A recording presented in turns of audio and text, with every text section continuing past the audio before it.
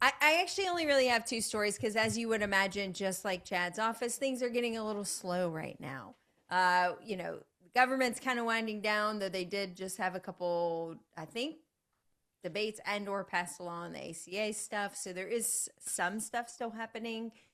But it's definitely quieting down. But that doesn't mean the crazy people aren't still out there making a lot of fun for dentists. As I sort of alluded to in my week this week, it's been a little bit hectic and a little bit wild, but none so much as it was for a dental practice in Colorado who had an Amazon driver go ballistic dropping off some packages in their office. He allegedly came in punching and attempting to sexually assault an employee in front of patients. Yes, they were open.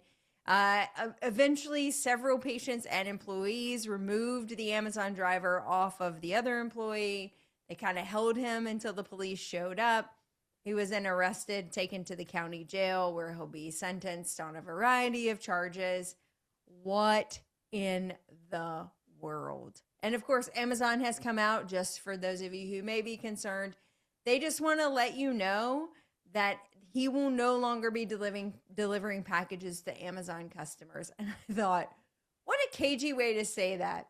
What you should say is, he doesn't work here anymore, period. But instead it was like, he'll no longer be delivering packages to Amazon customers.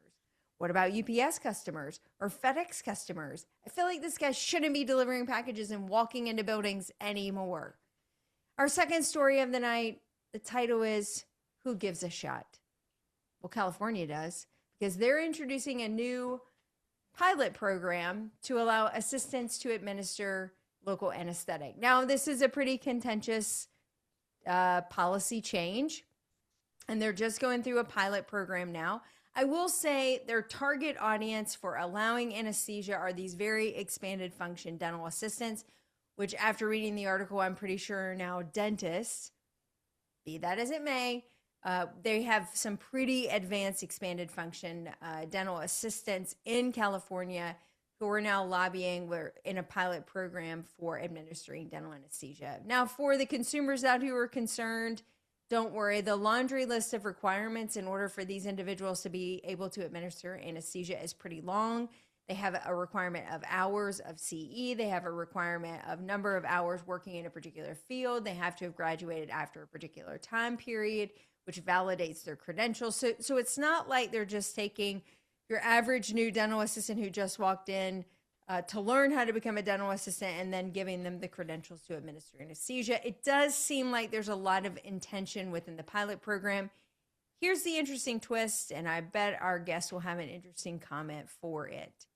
The dentists are quite open to the concept, which is funny because in my state they were a little bit wary when we were talking about that for dental hygienists. The dental hygienists actually are the ones barking a little bit louder on this particular policy, saying they don't believe that dental assistants have the qualification.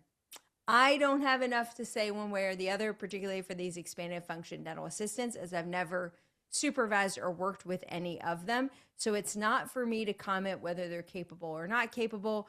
But this is yet another innovation coming out of a state trying to address workforce issues, which at the end of the day is the overarching issue here, that we don't have enough support staff to service the patients that we need to service. And with that, that's the news.